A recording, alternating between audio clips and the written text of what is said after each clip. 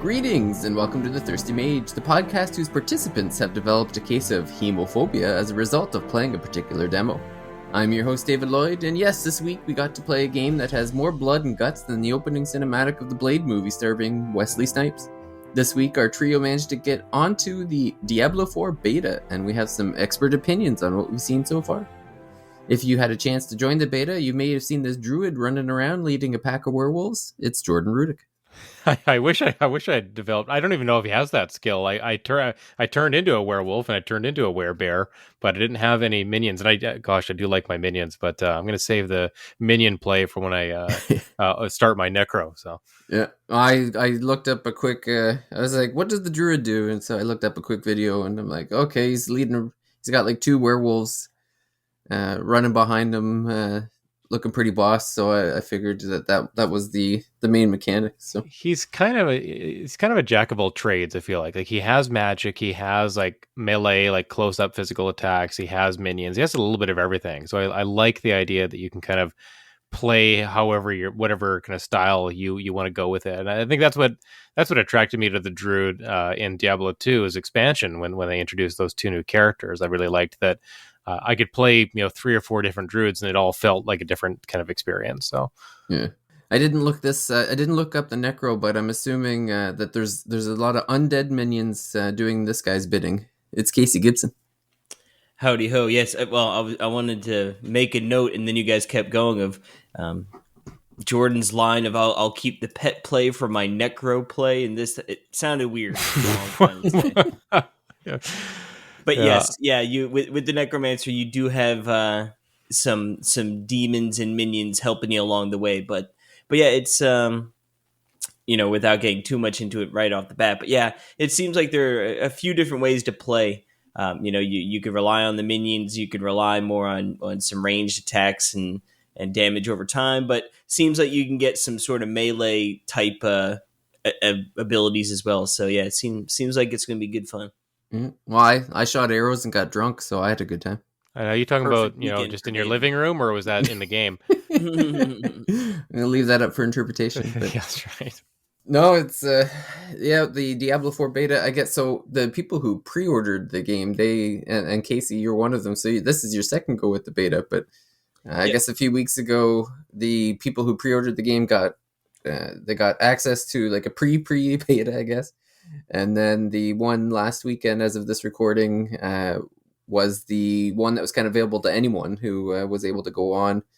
It was funny, Jordan and I were talking about it. I think we were both at work at the time and both hopped onto our cell phones and downloaded the beta at like noon when it became available. It's a pretty neat ability to just kind of hop on your phone and be like, PS5, download this game. Got to give credit to the PlayStation app. It's actually... you can't do a ton of stuff in there, but what you can do, it's very seamless. Like I do really like it. I like how it sends me a little notification when the game is finished downloading, or I was able to clear delete games off of my console from my phone. It just felt like something I hadn't really done before. And maybe it's not that advanced, but I liked the way the app kind of displayed it all. Like it was very nice. So yeah, we downloaded, went onto the PS app on our phone, downloaded the game there. I had to delete a couple games to free up the space, of course, as you do. And then, it was ready for me, I guess, that later that day or that night when I ended up going on. But we Switch Online app, better watch out. It's got competition. That is one that name shall not be spoken on this podcast. It's such an abomination of an app. Does the Nintendo Switch Online app still exist? Like, I don't even know. It's probably still got Splatoon 2 branding. They probably got shut down with the 3DS and Wii U eShops, I'd say. You might as well just take them all out back and shoot nobody, them, right? So nobody noticed it was delisted 3 years ago because nobody was using it. Yeah. No, I thought it was pretty handy. Like the most surprising thing to me is that it works. Usually the apps just don't seem to work. The most fun I had with the Xbox app is accidentally buying a game because I thought I owned the game and it let me download the game, but then didn't tell me that it didn't own the game. It just let me download it from the app. But it was like this weird loophole of the only way I could have possibly have done that was through an Android version of the Xbox app on my phone. So it's like, it's really weird. It's like you can download games you don't own from the Xbox app through the Android, and then when you actually go to play it, you could end up accidentally purchasing it. So Yeah, it definitely sounds like a scam there. I don't.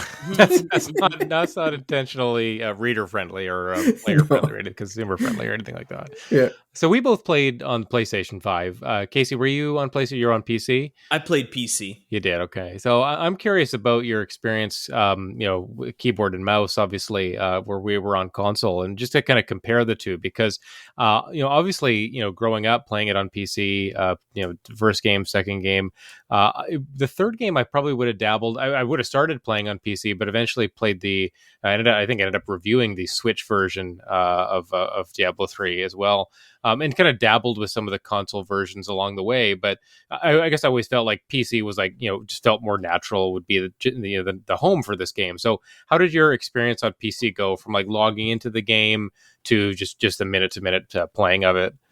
Yeah, it seemed pretty seamless. Yeah, I've always I guess the very first time I ever played Diablo 1 was on PlayStation 1, Oh, and you my did? neighbors Yeah. barely played it. And then we got it for PC, and then and then obviously 2 was only for PC for the longest time. And then 3, 3 was, again, I played on PC, and then I eventually played on Switch, and I was like shocked at how well it all worked on the Mhm. on the Switch, especially how it ran, but mostly just how they, pretty did a pretty great job at like mapping it to a controller, making it feel really good. But yeah, I've always been used to sort of pointing to and clicking where you want to go, and then using your abilities. But yeah, on this it feels good. You do have sort of a limited amount of sort of mappable keys. So you can only have so many abilities on your bar there. But yeah, it's funny, going from Diablo 2 where it's like just your right click and your left click, and then you can sort of scroll through, or you can use like your F, one through whatever to bind keys. Mhm. So this definitely works well, better, and it seems obviously nowadays they sort of you know develop how the interface and how everything's going to work with controller in mind. So I imagine this probably plays pretty awesome on a controller too. Yeah, I mean they obviously figured that out with the third game, and it is funny that you played the original game on PlayStation. That was your first experience with it. But yeah, I think they've come a long way. Like you understand, like it's a huge player base that's on consoles, and you want to develop a game in mind with them. And I think even the gameplay seems a little more suited to a console as well. Just kind of thinking about.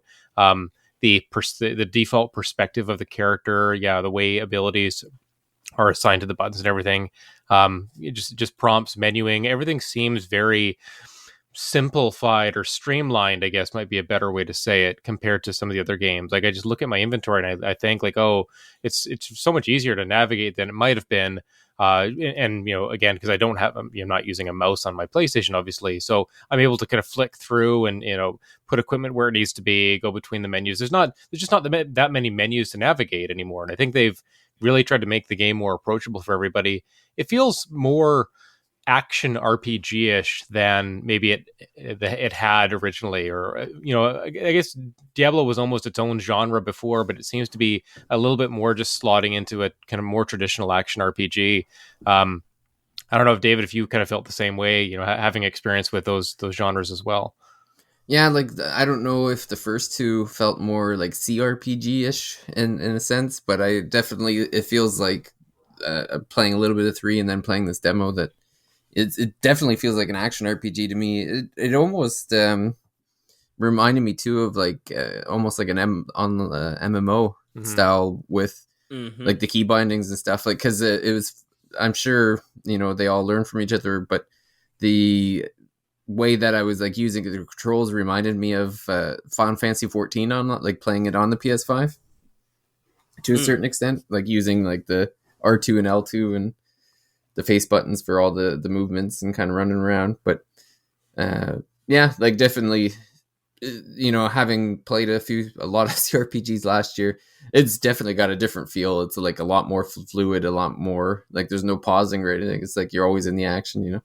Yeah, it seems like they probably play a little Lost Ark as well.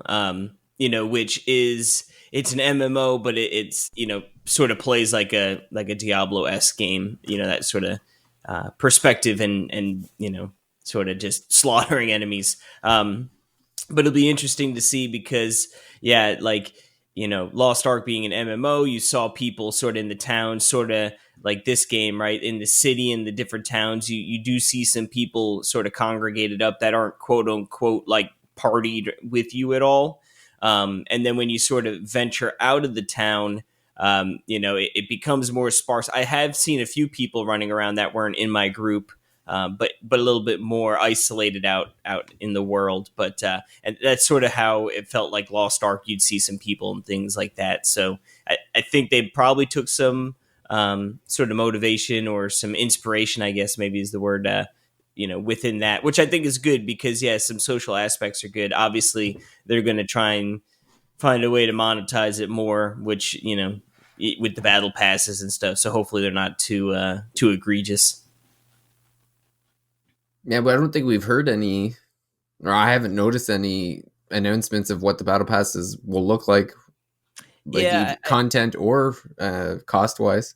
I think it's going to be more cosmetics and stuff like that, but yeah, you never know. Like, I mean, that makes sense, and I think that they're going to be very careful after the whole Diablo Immortal thing. You've got phones, right? The kind of butchered launch of Diablo 3 with the auction house and everything. Like, where's my marketplace? I want to sell my makeshift bows and just go into full time Diablo, grinding and selling, quit my job. It's only eBay for you, David. Sorry, you got to keep your eBay exploits off the. I'll have to stick Diablo with the retro servers. games, I guess. Yeah, that's right. It does remind me of early Diablo 3 days. I found a ring that was really good, and some guy was like, "I'll buy it from you for $10." And I was like, "Oh, okay. Like, do you want me to put it on the auction?" He's like, "No, I don't want to pay the fees. I'll just friends and family it to you." And then he sent me $10 and I gave him the ring, and I was like, okay. It reminds me of years ago when eBay curbed I was going to be a World of Warcraft seller. I would get the account to 250 and then sell it.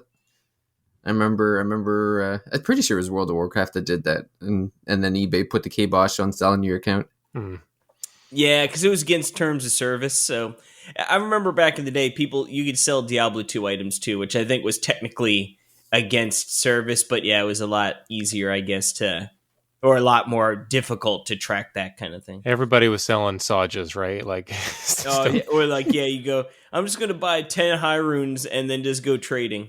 Wasn't at some point like a Saj or some of the gems, like that was the currency people were using? Like, the high runes. They were spending those as currencies, yeah. Yeah, it used to be the SOJ in the beginning, and then I think, then all of a sudden once high runes became a thing, But it's always funny because there's only, there's so many high runes, and then it's like, oh, well, that's like a low high rune versus like, oh, that's like a top tier high rune. When it gets the original crypto or what? Gosh, that's what was hideous comparison, but maybe true. Honestly, when the game kind of gets to that level, it kind of turns me off a little bit. Like I don't really care so much about that end game stuff. It's just not me. Like, and I like that just this beta experience. Like I'm completely removed from that. Like I'm just kind of enjoying the story, enjoying this world, the combat, kind of seeing how interesting the skill tree is, right? The fact that you can reset skill points is awesome, and like it's just such a really good feature to have. And so I'm experimenting with werebear and werewolf, and whether I want to use like the earth type skills or the wind type skills or the kind of storm type skills, and just being able to play around with all that with Druid was really fun. I don't know what classes you guys went, or if you did you end up running Casey, did you run the prologue multiple times, or do you get to skip it if you play a different character? I was curious. I only ran the one character, but I was curious if I in the last couple hours of the beta, if I'd started a new one, would I be able to skip the prologue I'd already done or not? No, you would have had to have done it again. Okay, obviously, like if you skip the like cutscenes and stuff, you can get through it pretty quick. Oh, sure. And once you know where to go, and you're not kind of like checking every bush and talking to every NPC and everything, right? Yeah, because I started with a barbarian. Because the first weekend they didn't have the necromancer or druid available, so it was the barbarian, the rogue, and the sorceress. So the first weekend I made a barb and a source. Yeah, with the barb, I was like literally every corner. I was going real methodical, checking everything. Yeah, and then you sort of start to blow through it. I did really like that opening cutscene, right, or like the opening little area. You get to the town. There's the crazy guy in the shed being wild, and then you go help the town, and it turns out he's actually the good guy, right, or not the crazy guy. But I thought it was so funny after you get back from killing the boss, right, and then like they all start partying and celebrating, and then I'm like, this is so weird, like for like a Diablo game to have like the little music and they're dancing around, and then all of a sudden you start getting dizzy, and I was like, oh man, what's going on here? So I thought that was really cool. Some really cool cut scenes with Lilith, right, when you're in the church, and you sort of see what's going on with that. But yeah, no, you can't skip it, but you can, when you do end up skipping the cutscenes, you can get through it pretty quickly. I really liked the turn in this game thematically or atmospherically to a much more horror based game. Like I felt like the third game got away from that a little bit. It seemed very like arcadey and actiony, and lots of like lights and colors, gold spraying everywhere, You got loot spraying everywhere, but this one, like just from the immediate the intro cutscene, like it's scary. It's a scary game. Like, and I like it. The first game was very scary to me, and to kind of go back to those roots, it felt really good to kind of see that again. Like minute to minute gameplay, that's not, but the story that's being told, the cutscenes that happen, the interactions with some of the characters, like, it all felt like kind of a little bit more horror tinged than the third game was. So I'm excited about that. I think that this is going to be like kind of a really deep, dark world to explore, with lots of interesting side quests and just kind of demonic, hellish things happening that you're like, oh my gosh, like I need to stop playing for a little while. Like, this is too intense. I got to take a little break. I like that element of Diablo, and I'm happy to see it returning. Like, even the second game wasn't scary per se compared to the first. So for it to go back to its roots of the first game, like I'm all for that. I'm hoping that they keep the dichotomy, because I was killing myself laughing when I started drinking, because I'm like, man, my character is so screwed. Because as soon as they're like feeding my character the beer, I'm like, you're like, I know where this is going. And then when the guy came in with the wheelbarrow, like, I just lost it. I just thought it was hilarious. But it was like you said, then like a few seconds later, so you're watching this like kind of cinema scene where the guy's like walking you to the barn, and all of a sudden it opens it up, and there's like entrails hanging from the ceilings and blood everywhere, and the slaughterhouse. Slaughterhouse, it's just wild. I'm like, oh my god. And then that cuts into the like you said, when there's you were kind of introduced to Lilith in a cutscene earlier in the game, with the poor guy who manages to survive the monsters and then gets butchered by the I'm assuming that character that calls Lilith is someone from, like, this is a recurring character, or what? I'm not going to sit here and pretend like I know every lore character in the world, but I don't think so. Okay. I didn't recognize him either. I think he might even just be like one of their like followers or something, or maybe like a higher up follower. But I don't know if he'll get a name and necessarily be like. I mean, it might be that later on in the game, it's revealed his role in a previous game or something like that. But I'm with Casey. Some retconning. Yeah, could be. You find out he's been around all along or something. Yeah, that's right. Yeah. But it's interesting because sort of like what Jordan mentioned before. I think Diablo 3 got wowed. You know what I mean? Like World of Warcraft's influence crept on it big time. I think. But Blizzard always sort of has usually has like a cartoony aesthetic, right? Like World of Warcraft is inherently cartoony and Hearthstone and all that stuff. So I think, that sort of crept in there. Yeah. Like sort of colorful, this, that, and the other thing. So I'm glad, they're getting back to the appropriate atmosphere for what a Diablo game should be. Dark, gritty, gothic. It just feels mature. It feels dark and mature and more adult and less like just kind of video gamey. And I like that. Like there's a little bit more of a cinematic quality to this game that was missing.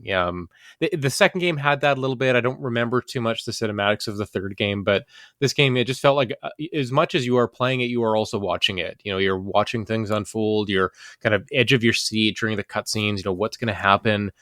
The characters you're meeting, they seem involved in less kind of jokey, kind of like slapsticky events, and more like, oh, like there's serious stuff going down here, right? Like, and I like that.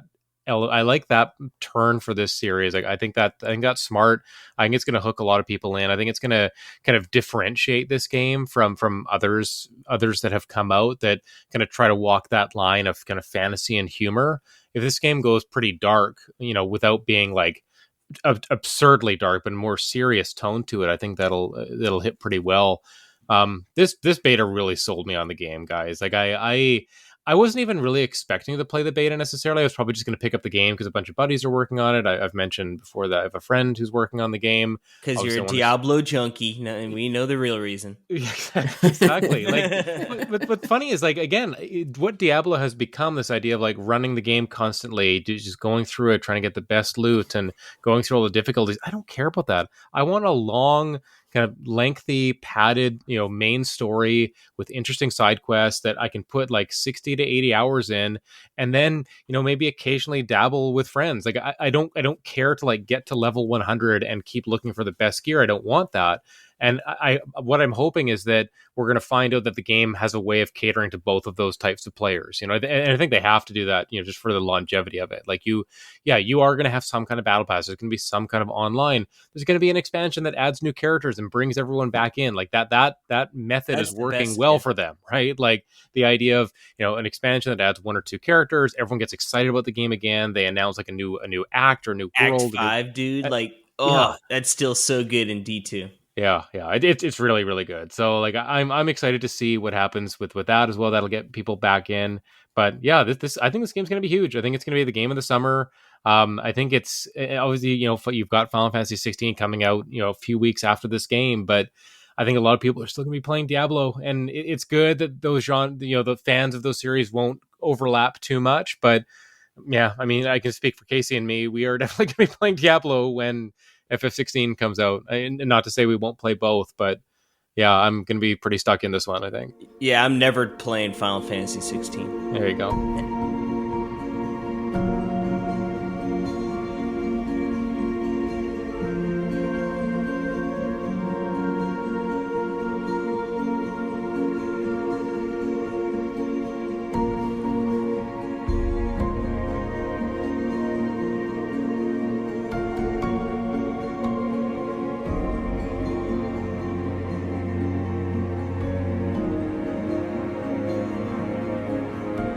No, I think that the beauty of it is that, Final Fantasy, when you're looking for that story, and not to say Diablo doesn't have good story, but like, right, usually like, you'll beat that, and then it turns into a more of a grindy sort of game, which is good. I don't mean that in a bad way. So yeah, I feel like Diablo is a game like, you'll probably play through the main story and keep playing through. And then, it could just be like, hey, I've got a half hour, an hour. Let me jump in there and sort of mess around. But yeah, I really like too, right? The main character here, Lilith, is sort of like the big bad, right? And she's like, she's the offspring of, of Mephisto, which is Diablo 2, like, one of my favorite bosses in Diablo 2. And then an angel, right? So she's sort of a mix of the devil, or not the devil, demons and angels. So sort of cool groundwork. She seems like she'd be a fun sort of antagonist throughout the game. And then I guess just to talk a little bit about the classes, right? More so, I know Jordan already talked a little bit about the druid earlier, but warrior or barbarian's cool because you actually hold like a couple different weapons at one time. Like you sort of got one-handers slotted in, and you have a two-hander as well. And like in previous Diablo games, you could sort of press a button to switch your abilities or switch your weapons on the fly. But here, it actually, depending on which or what ability you use, will actually dictate which weapon like you use, because they're all equipped. So it's sort of cool that you have multiple weapons equipped. You're doing sort of like a quicker, smaller attacks. You use the one-handers. You jump into whirlwind. All of a sudden, like, you'll use your big two-hander to whip around, which I thought was pretty cool. Sorceress, there were a whole bunch, obviously, right? Like so many different elements. You could sort of focus on electric, fire, ice. Like they've got like Hydra builds, and some obviously your teleport, right? Like famous for the sorceress in the Diablo world. I felt like I played barbarian first, then I played sorceress, and I felt way more powerful as a sorceress. Yeah, such a Like good class. yeah, like the barb. I wasn't like I'm not saying I was sitting there not doing anything in terms of damage, but then I was playing as a sorceress. I had like the frozen orb. Which shoots out like a frozen orb, but then like icicles shoot off around that orb. So it does nice AoE damage, and I just felt like I was absolutely wrecking things in comparison. I mean, I get, the trade-off, I guess, is that if you're the sorceress, like you're a little bit more glass cannon, right? Like if you get swarmed, like it's maybe more likely that you'll get taken down. But if you're the barbarian, you've got a little bit more defense and health, and you can Yeah, a probably little take more of a bulkier. pounding, right? Yeah, it's sort of, and it'll be interesting to see, right? Obviously, beta was up to level 25. I didn't cap any to 25. Yeah, neither did I. I was just sort of in like a hey, like you know, this is a beta, right? Like I'm not one of those crazy guys that are going to get to 25 and then try every skill and then be able to tell you like, oh well, these are the most powerful verse. Like, and I'm sure there are plenty of people out there that did that, but you didn't get every character to 25, Casey, and start jotting down all their stats and seeing who was doing the most DPS. I'm gonna need you to post those spreadsheets. Yeah. Those are for Patreons only. Sorry, for patrons like only. For me, Necromancer was sort of the class that I was like, hey, this is what I think I will likely play. That was sort of where I was leaning. Couldn't play it the first weekend, so I was a little bummed out. The second weekend, boom, got in there with the Necromancer. Oh baby, so good. Yeah, you start out with some skeletons. But man, there were just so many. Like I was saying a little before, you can have like a sort of a melee like attack. It's got some long range, but you're like swinging around the Sith to do damage. But I really found one that was sort of cool. I mean, Corpse Explosion, right? If you ever played, gotta love it. Yeah, it's super good. But I found with the skill trees, right? It's sort of like you could pick a skill. And then after that, you can invest another point that sort of buffs that skill. And then after that, there's like a one of two options. Like, for instance, with the Corp Explosion, and this is, paraphrasing, but like you could either, one of them was like, oh, the radius is bigger and it does more damage, or it actually doesn't turn into an explosion, but turns into like a void zone and then like does damage over time. So instead of just having the corpses explode, I was doing like the void zone. And like that was really good because my minions would essentially tank the enemies, right? In sort of one spot, they would die. Then I would drop these void zones that would just sort of like just do ramping damage. So like I would kill enemies really quick, but you'd also kill bosses really fast too, because they would be standing in these void zones. So it seems like there's quite a bit to play around with, which is going to be pretty exciting.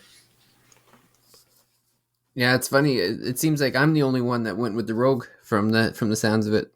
Yep, loser. Yeah, and I have no point of comparison to be like tell you if they're more powerful than any of the other classes or what kind of damage they were doing. I guess all I can do is some anecdotal discussion of it. It seemed like things were dying pretty quickly. Like it didn't. I don't recall things taking too long.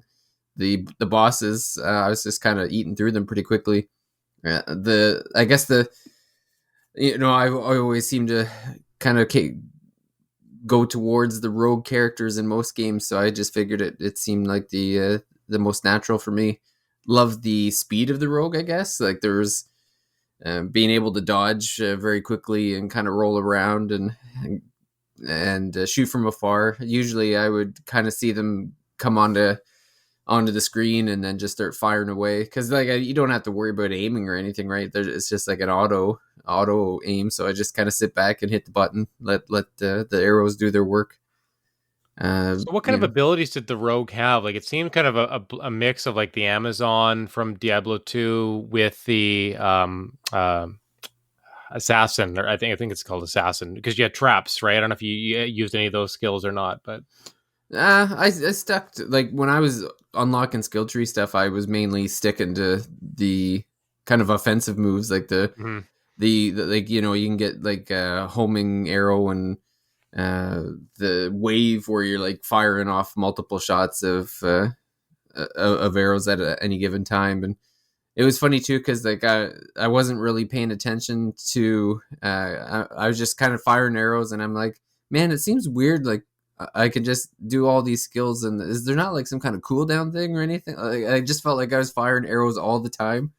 And then that's when I noticed like the blue orb or whatever that would go down as I'm using it, and I'm like, man, like it seems pretty generous, the amount of stuff that I can do without having to wait for it to recharge.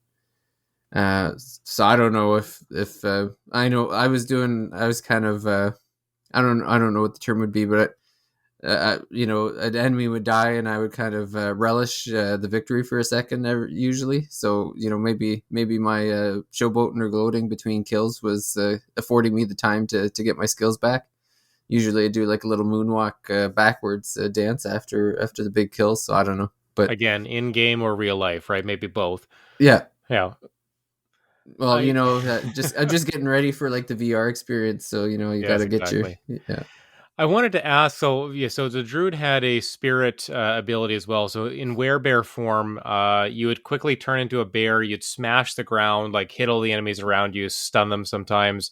Occasionally, that ability could become like supercharged or overpowered, and you do like 4 times damage. It was insane.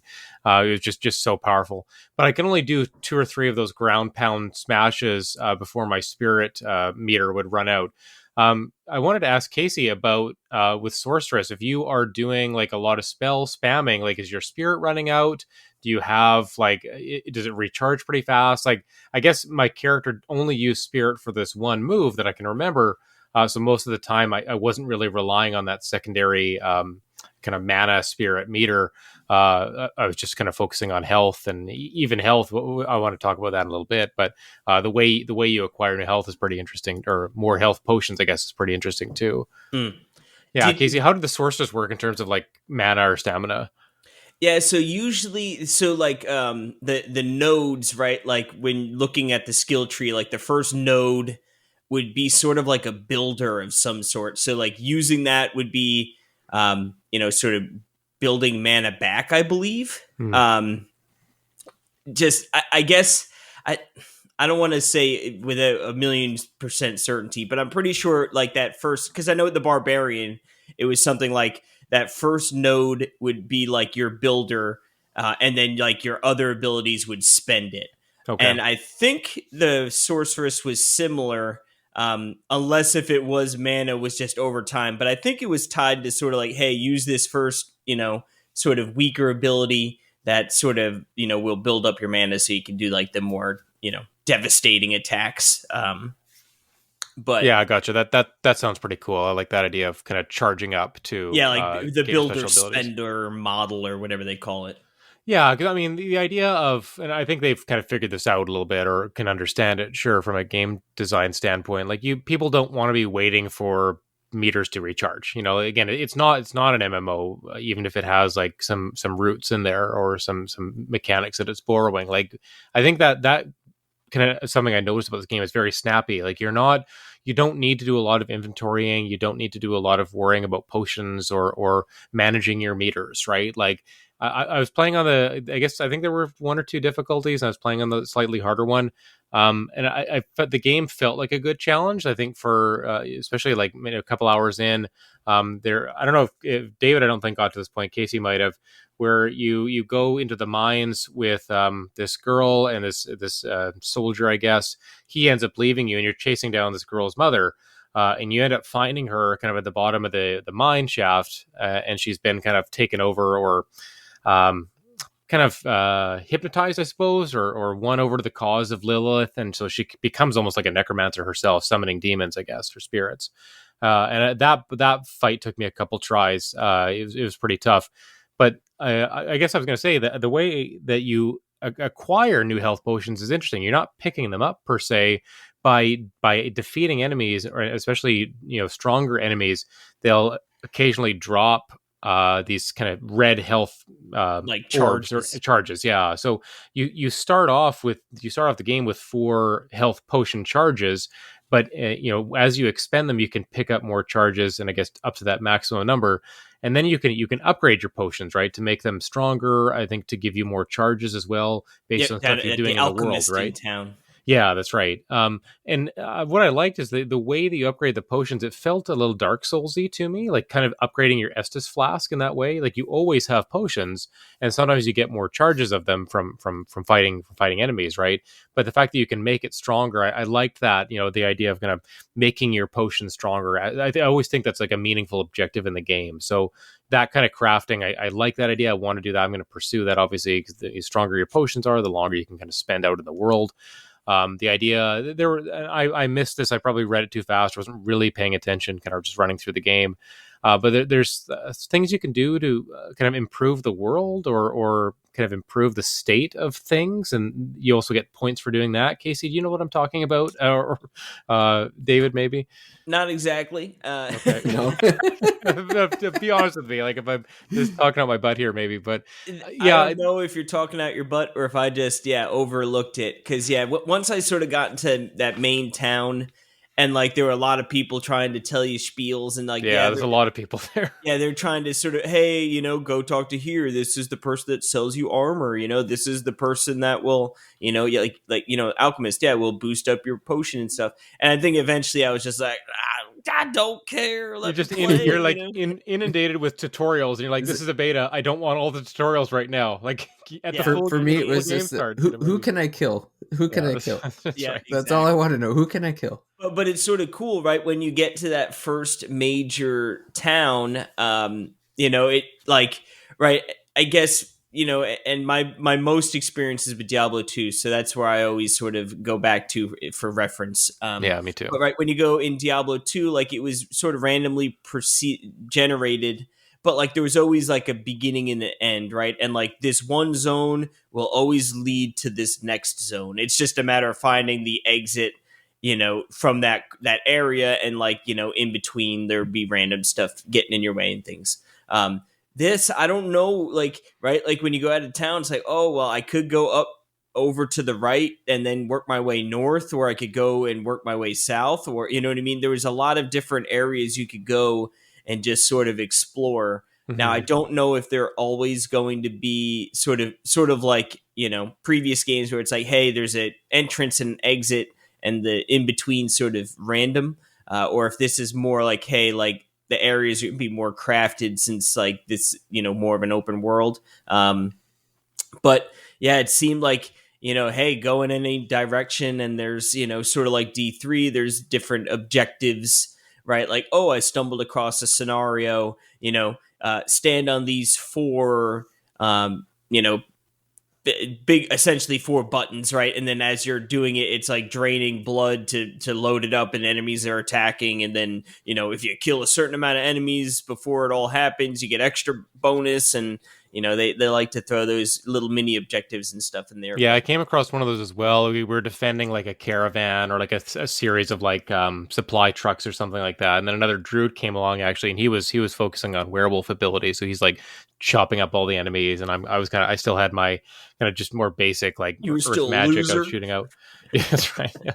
I do like with the druid, I hadn't played it, but right, like in D2, you would like, oh, if I'm going like the werewolf build, you're just this big goofy looking werewolf the whole game, Yeah, you just walk around like that, exactly. Yeah, and you don't get to see like with these games, you get new armor. My armor looks different. I look cool. I've got a cool weapon, or I got a cool helm now.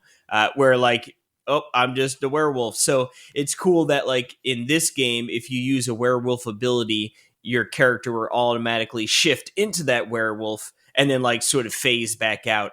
And then that was sort of with the barbarian, right? Like, yeah, depending on what ability you use, you'll bust out whatever weapon automatically. So it is cool that they're making some change like that. And then eventually, right, we're going to get mounts so that you can sort of traverse the world, at a more brisk pace, and I'm sure there'd be some fun things to do with that too. But yeah, I mean, and that yeah. makes a ton of sense. I think it speaks to how big this game is going to be, right? As soon as you put mounts in a game, you're kind of implying that, there's a lot of ground to cover, a lot of places to explore. So rather than like the smaller zones of D2 and D3, like these are going to be big open spaces with lots of things happening. And I love the potential for just dynamic events to kind of take place. And, I'm really looking forward to trying out the multiplayer. I know we didn't get a chance to try it out this weekend, but so many of my buddies were playing online as well. And it was kind of cool to see like names of like people on my friends list pop up in the bottom right corner, like this person completed an objective or this person completed some kind of task, right? Or some kind of achievement or something. And man, we're going to have so many people playing this game that we know, just be able to hop in, hop out with people. I can't wait to try that out as well. The scope and the scale of this game is it's getting me excited too. Like I just like the idea of being able to go anywhere. Like as you mentioned, kind of from that big town that you get to about an hour in, the freedom to maybe go anywhere. And the only kind of thing gating you off is that it kind of tells you what kind of level you should be, or what the average enemy level is, or something like that for each zone, right? And that's helpful, obviously. Like if you want more of a challenge, you go somewhere you're maybe not ready for. If you're looking for maybe a little bit more of a lighter play, and you're looking to maybe pick up some crafting materials or just kind of goof around for a little bit, you can go to somewhere a little bit easier. But yeah, I don't know how the enemy scaling works. So one of my buddies was trying to talk about that in one of our group chats, and I wasn't really super paying attention, but it sounded like when you play with other people, the game is scaled to like each individual person playing, right? So I think if there are maybe 2 or 3 people playing, gosh, I hope I'm not getting this wrong or anything. If there's 2 or 3 people playing, like one is level 20, one's level 6, like the game will accommodate that, right? It won't. Not all the enemies will be level 20 necessarily, or level 6. I think it'll find a way to make it so the experience is balanced for everybody, and that if you're completing a quest, like everyone can maybe get credit for that rather than just the game host or something like that. I think they've figured out some of those things from years ago that were a little bit more of an issue. I was gonna say Diablo 3 seemed to have that figured out, and yeah, okay, yeah. So I can't imagine it's going to be that much different from that one. Yeah, I know it's actually funny. My sister, I played with her for literally about like 15 minutes, and I was more progressed than she was, and I invited her to my game, and then it jumped up to my quest line. So I don't know how that affected the levels per se, but it skipped her up to where I was. But it was weird when she went back to play her game, then like those things weren't done, and she had to go back and beat the area she was at to progress. Okay. So I don't know if that's a beta thing. Could be a beta thing too. Yeah, I imagine that. Yeah. Wasn't that in Diablo 3 too, though? I thought there was like whoever the leader was, it was like we were playing their game.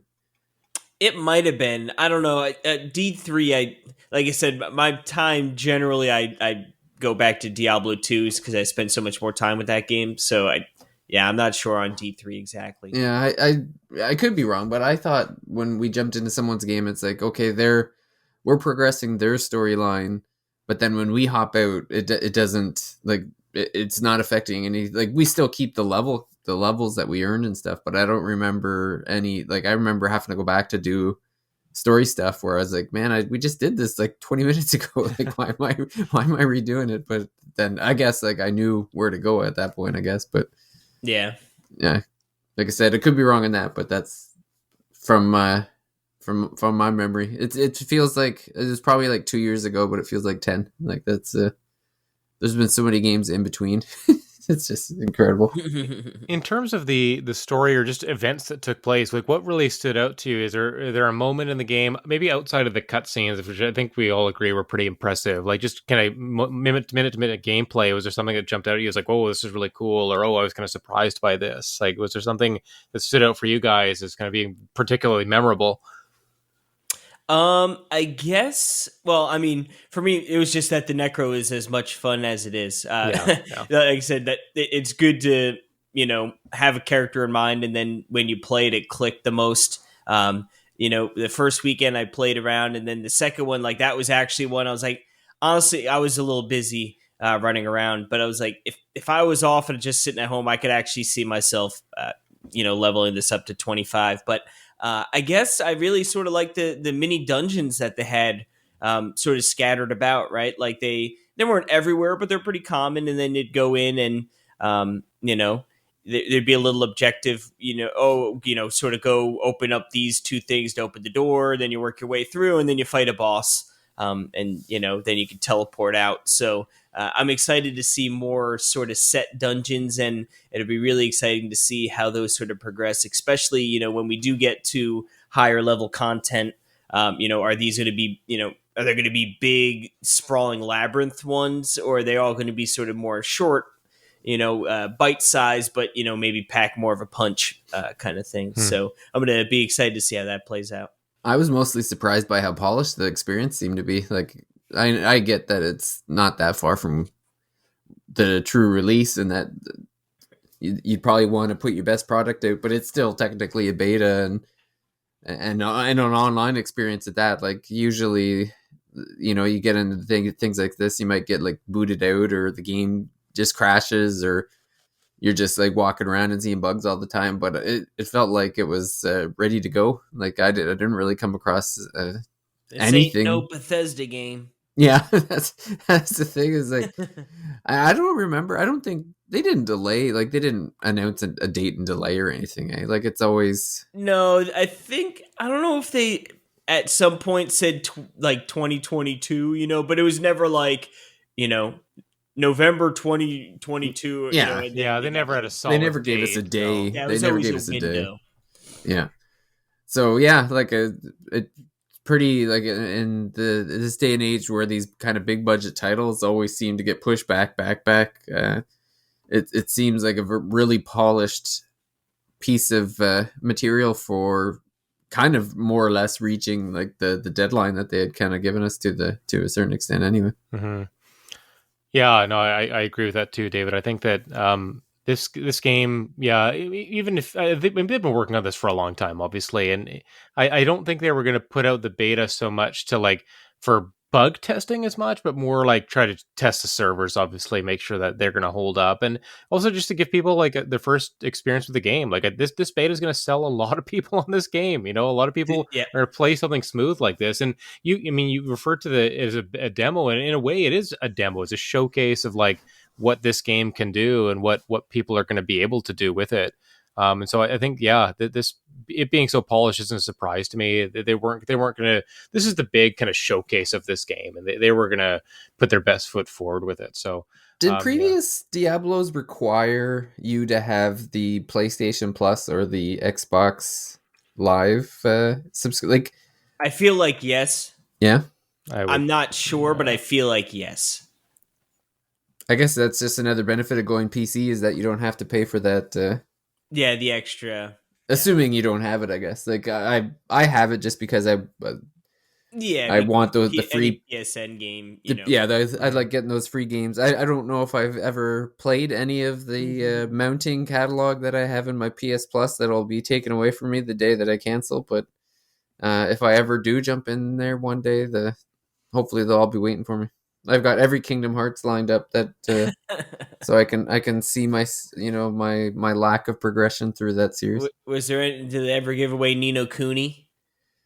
I'm sure it's in there. It might very well be, yeah. If not the first, the second one for sure. I think I don't think you need to pay anything for them to give you away worse, Ni no Kuni 2 or Octopath Traveler 1? David's about to change his tune on Octopath Traveler. I don't know. Okay? I technically I played Octopath Traveler 1 more than I played Ni no Kuni 2, that's for sure. Not much more. What a piece of poop. Yeah, not a good one. Not a good one. And honestly, the more I look back at it, the first one isn't even that good. I really like the first one. The first one has a charm to it. The second one just totally abandoned. 100%. The first one is a good game. I think it's just vastly overrated. Is it? No one talks about that game at all. Ni no Kuni 1? Who talks about Ni no Kuni 1 besides me? Maybe not to this day, but at the time, people talked about that game. Yeah, there was a lot of praise for it. There was a lot of praise for Jesus, it. I think because it looks like it's Studio Ghibli, right? Yeah, like people it looks awesome. Who doesn't praise Studio Ghibli whenever they're doing something, right? Like it kind of goes with the territory, I guess. That's where I felt where the praise is coming from. It was just a simple, if you wanted to play a Studio Ghibli game, then this is the game to play. Yeah, exactly. And I think that's where the first one got all its praise from, and then the second one, just fell apart. Like David and I even pre-ordered that second one. I know, we're looking so forward to it. And I still remember the scene. I think we were still playing at this point where we got to the casino. Like the casino city was pretty neat and stuff. Mm-hmm. Yeah, there's some neat cities for sure. And then Lefty, when he shot his booger at the dice, and I was just killed myself laughing. And I remember, I think I like showed you that, and then. After that, I think whatever we went there to, like, we win the dice thing to get whatever it was that we were there to get, and that's when the city building started and things they completely fell apart. Oh, the quote unquote city building. City building was pretty atrocious. Yeah, it's not fun at all. Before we get too off track, and not that we couldn't spend the rest of the podcast, bashing Ni no Kuni 2. But Diablo 4, I think one of the things that really surprised me was the change in perspective. I think does a lot for making the game feel unique. Like it feels like a Diablo game, but almost doesn't in a way. The way the kind of camera is zoomed in and how it just works. Like every environment, I didn't feel like I'm seeing the whole space all at once. Like rooms felt a little more claustrophobic. Spaces felt a little bit tighter because you're more zoomed in by default. I think that's, I don't know if that's just a console thing or if the PC had it like that too, Casey, but I felt like just I'm seeing my character feels larger on screen. Enemies feel larger. What I'm seeing a little bit more detail in the environment because I'm seeing a smaller or a more close in snapshot of it. And I like it a lot, actually. I think it works very well for this game. I'm curious to see how that's going to work when you get your mount and you're kind of traveling across, larger environments, whether you want that close in view or if you can adjust it or not. But just being able to see everything closer in, seeing all the details, like in the buildings, in the town, in the dungeons, like you see all these small little like lights flickering and bones and rocks everywhere and just, broken pieces of things. Like it just, the world just felt so much more realized, kind of seeing all those nitty gritty details.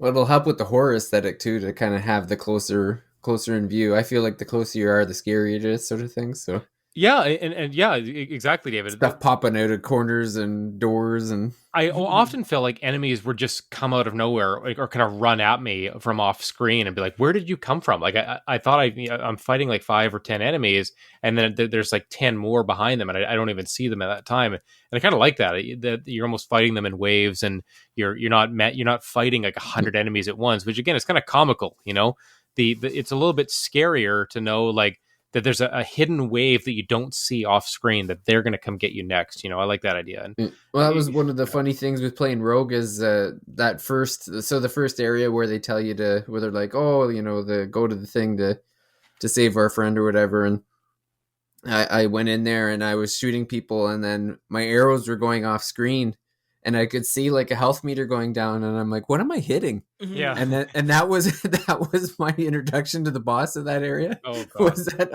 I'm hitting the boss from off screen. Yeah, you can do that with like the Hydras with the sorceress. If you put those by the ledge of the screen, you're going to be blasting people off the screen. Yeah, that's awesome. I like that. Just you're getting random experience points. You don't even know where it's coming from. That's great. Yeah. Casey, you're mentioning like Hydra and like Frozen Orb. Like to me, these are like end level sorceress skills. How far did you level up your sorceress? Or are they just available earlier on or something like that? Well, I didn't actually use the Hydra, so I don't know. Okay. But the orb was in the second tier. Okay. That's so you could get it pretty quickly. Yeah. Frozen Orb used to be, I think, right, the capstone. That was like a level 30 spell, right? Like that was one of the last ones. And maybe with the Hydras as well. Yeah. But yeah, no, there was. You can get access to them pretty early, which feels good, right? Yeah, that's cool. And then you can obviously, like you said, you can pump more points into specific spells, right, to make them even stronger. So obviously, when you get to level cap, you'll probably have like your sort of, hey, this is my build. I go do, I just go kill enemies with, and then maybe you might have a specialized build for like a more single target thing, but I wonder if you'll be able to save different builds. Like you'll have a page you can kind of flip between where it adjusts your skill points based on, build number 1, build number 2. I imagine they might have something like that, given the fact that you can always reset the skill points, right? Like why not? Yeah, that seems like different profiles. Yeah, that seems like either that should already be in the game. If not, that's something they should be working on. They'll add that. Yeah, someone will be screaming for it. Oh yeah. Yep. Well, what's I guess the overwhelming consensus seems to be that it looks like a pretty good game.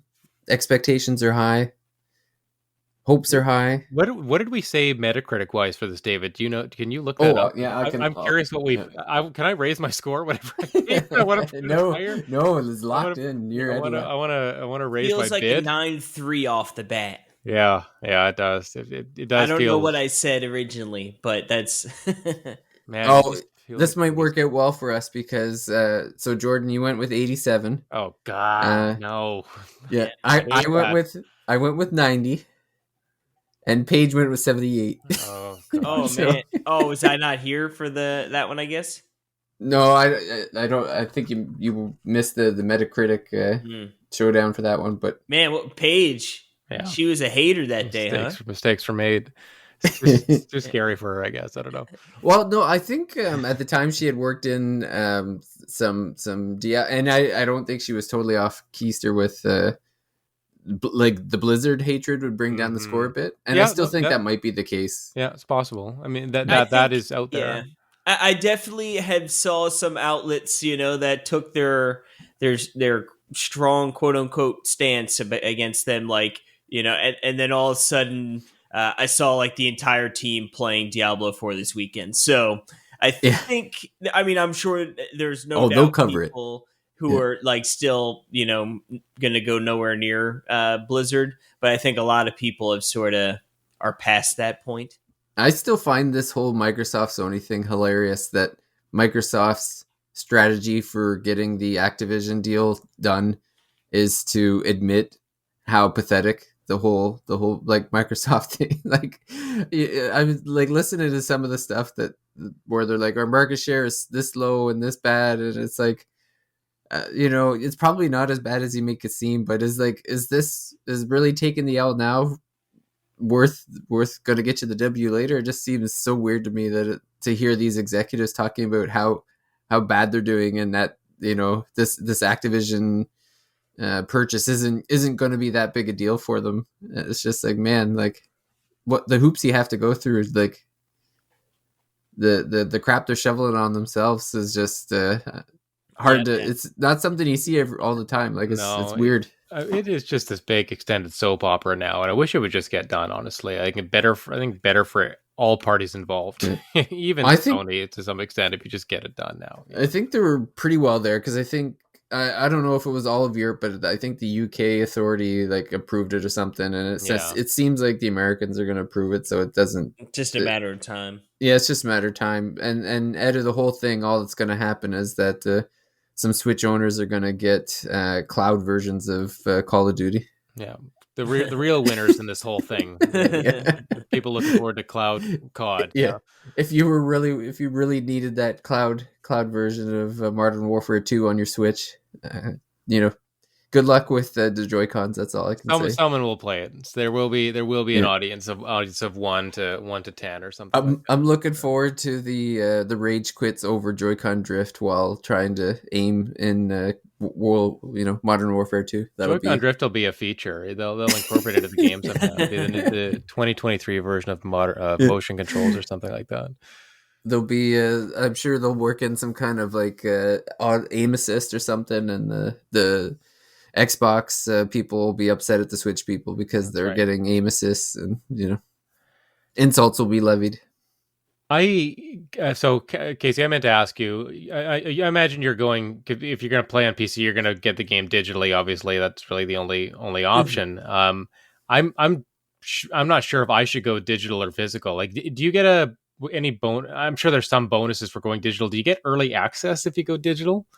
Like, can you play the game? Like, I'm at the point where I'm so desperate to play early. I think it's like 3 or 4 days early, isn't it? And I believe Even on consoles, they're doing that too. That might get I me. I'm think pretty so. sure the place.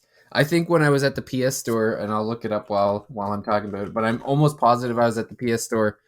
Because when I went into the app, I had put Diablo 4, and it didn't take me, like, the demo was its own app separate from, like, the two That's games are right. That's separate. Like right. the beta and the real game were separate, and I accidentally went to the real game first.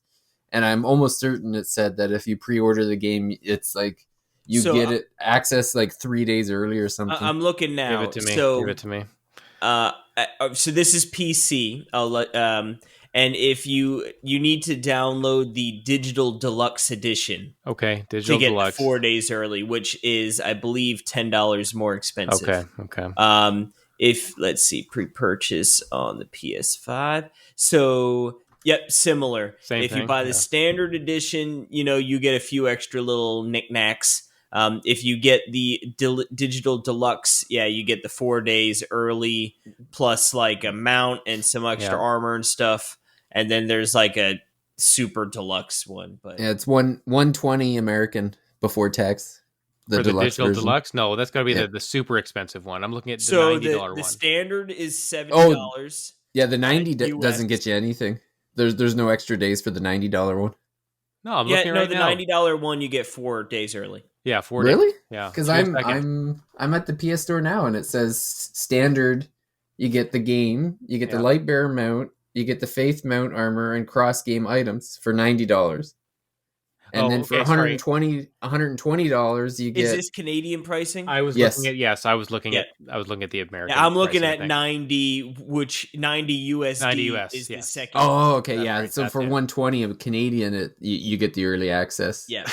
Is it worth $30 to play it 4 days early? Like I'm So, such a yeah, it You might tell be. us, Jordan. You It tell might be. us. Oh Is my it worth gosh. $30 extra Well, for hold 4 on. days? I'm For waffling. US, it's $20. You get 4 extra days. You get a mount. You get mount armor, and actually, look at that. You get the premium seasonal battle pass unlocked. Well, I was gonna say, yeah, That's for cool. 130, Yeah. 130 Canadian, you get the battle pass unlocked plus 20 tier skips. Yeah, looking at the Ultimate Edition, Just get that. which Oh, is man. it gives you a skip and then Wings of the Creator emote. Don't do the if you're spending this much, you might as well spend this much thing. Like that's oh my god, 129. Well, to be fair, I'm looking the at it right now. accelerated is only 10 more USD dollars, so that you either get the 70, the 90, or the $100 edition. Jordan, I paid 40 extra dollars for Final Fantasy 16 Steelbook.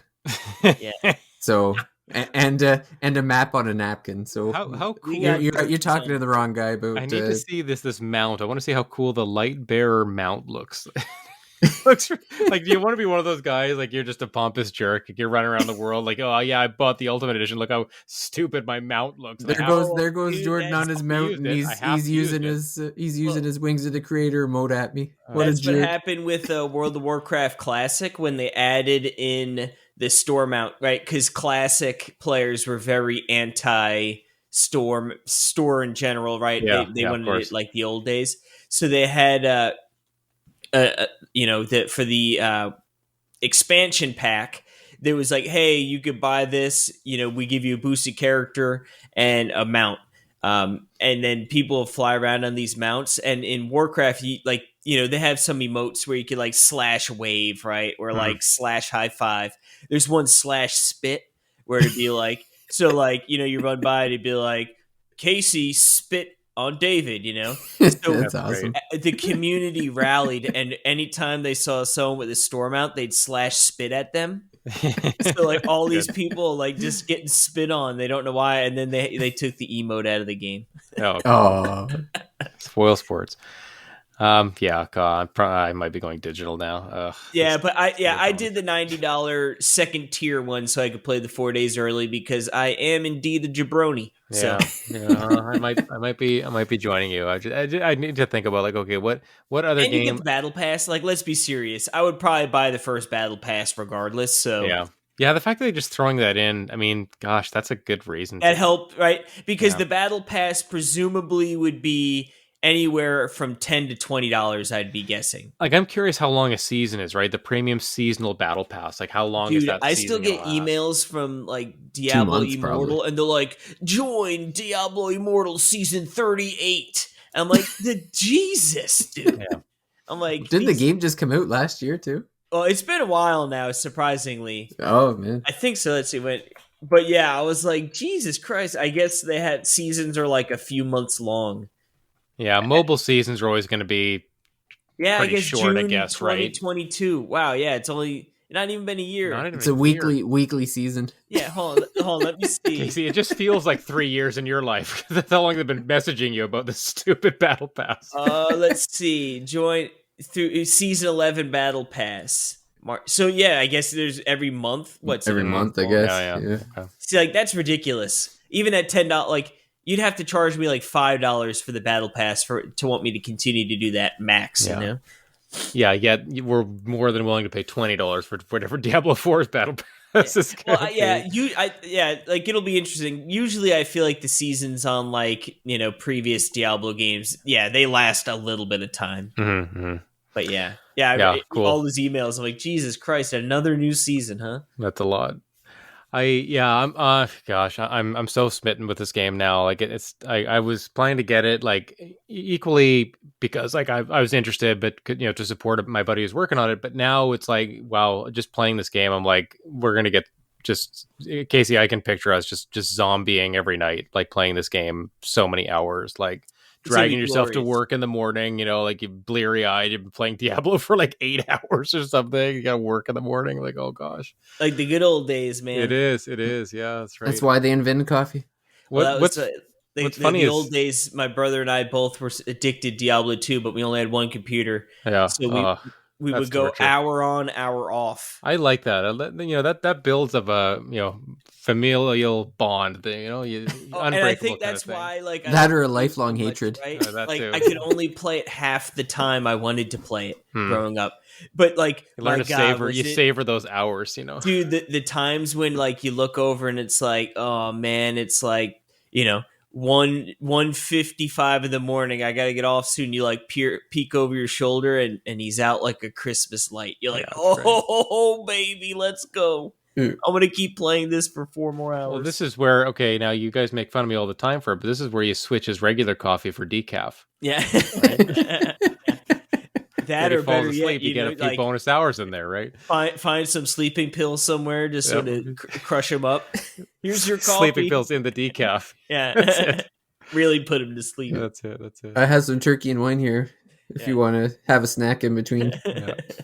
What's funny is I remember Diablo 3, I had bought the Ultimate Edition. I remember the big box that came in. I think there's a statue. Oh, I've got them. I got both the collector's editions. Yeah, it had the I think Diablo kind of bust type of statue, and it had the crystal. Do you remember the crystal USB? I've got it right in my hands as we speak. Oh, I love it. Oh, it sits right under my monitor. That is so good. Yeah, that was a really cool Ultimate Edition for sure. It had Diablo 2 installed on on the USB. Yeah, gosh, awesome stuff. I'm kind of getting nostalgic for like just the all those times of playing Diablo 1, 2, and 3 like growing up. It's just like such good memories of this game. And the beta kind of brought all of them forward. So I'm and I'm in such a mood right now for like a juicy grind game. Like that's like it would be perfect. It'd be perfect.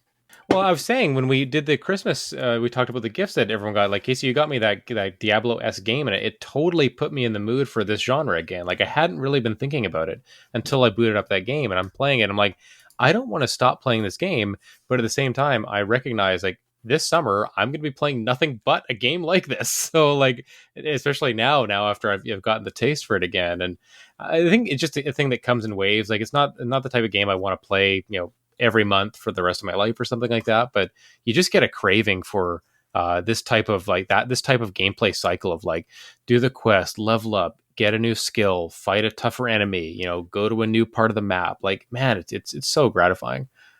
Well, I mean, if you need to fill that itch, you just play Diablo 2 until then. Because well, it's on the 5 review games. It's on like 50 or 60% off right now too. That's right. No, I'm saving myself. I'm saving my Diablo experience, dungeon crawling experience for June. I guess one of my concerns is going to be, and I don't know how many listeners that we have are maybe facing a similar dilemma, and maybe we'll end it around here. Breath of the Wild coming out, or Breath of the Wild, Jesus, Tears of the Kingdom coming out May 12th. Like, that's not a lot of time between, finishing one game, finishing the next one. So if it's anything like Breath of the Wild and you're just consumed by that game as well, like that's going to be an interesting, choice to be making every night, which game you want to play. I don't know, but I'm excited for choice I won't have to make. Nice for some.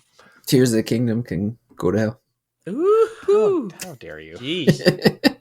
Get off this podcast. No, I don't.